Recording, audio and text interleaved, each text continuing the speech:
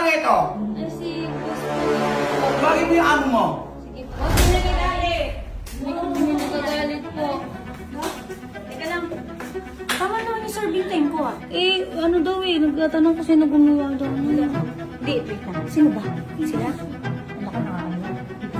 Ay, sir. Another order po nga. Yes po. Ate, ba't ganda yung chicken mo? Sobrang sarap! Perfect!